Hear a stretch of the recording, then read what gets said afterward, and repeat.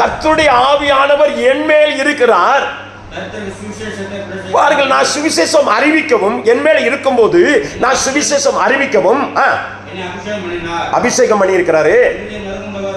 நொறுங்கிட்டு போயிருக்கிற குணமாக்குவதற்கும் என் மேல அந்த அபிஷேகம் இருக்கிறது.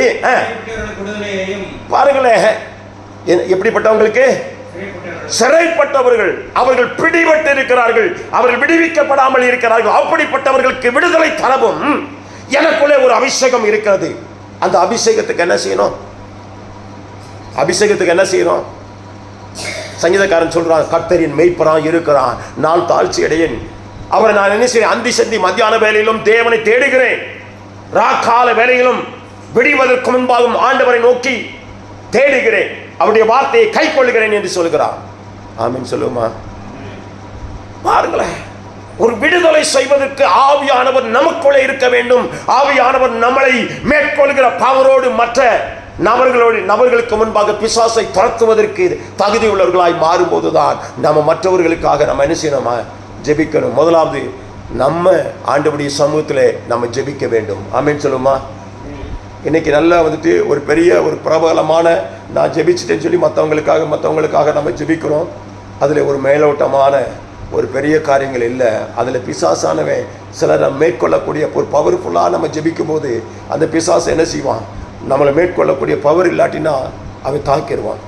முதலாவது நம்ம அந்த ஆவி உள்ளவர்களாக நம்ம அந்த பாத்திரத்தை என்ன செய்யணும்? அழகாய் சொல்கிறது, என் பாத்திரம் பாருங்க, சங்கீதம் 24 என்ன சொல்ற? என் பாத்திரம் நிரம்பி வழிகிறது, ஜீவனுள்ள நாளெல்லாம் நன்மையும் கிருபையும். அப்ப அந்த பாத்திரம் அபிஷேகத்தினால் நிரம்பப்பட வேண்டும். அப்பொழுதுதான் கர்த்தருடைய ஆவியானவர் என் மேல் இருக்கிறார் என்று சொல்லி நான் சகலத்தை மேற்கொள்ள கூடிய நபராய் மாற முடியும். அப்பொழுதுதான் மற்றவர்களுக்கு நாம் ஜெபிக்க வேண்டும். ஆமென் சொல்லுமா? மற்றவர்களுக்கு ஜெபிப்பது பெரிய ஒரு கிருபை. ஆனால் நம்ம குடும்பங்களிலே நம்ம ஆவிக்குள்ளாக நாம் மாற வேண்டும். அழகாய் எரேமியா தீர்க்கதரிசியின் புஸ்தகத்தை வாசி பாருங்க.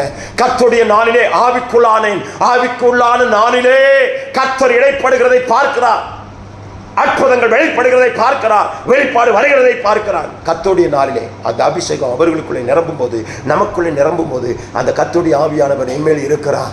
அவருடைய ஸ்தோத்திரம். திக்கற்றவர்களும் ஆண்டவருடைய ஸ்தோத்திரம், பலவீனமானவர்களும் சிறைப்பட்டவர்களையும் குருடர்களை பார்வையவும் ஆண்டவர் என்ன செய்தார்?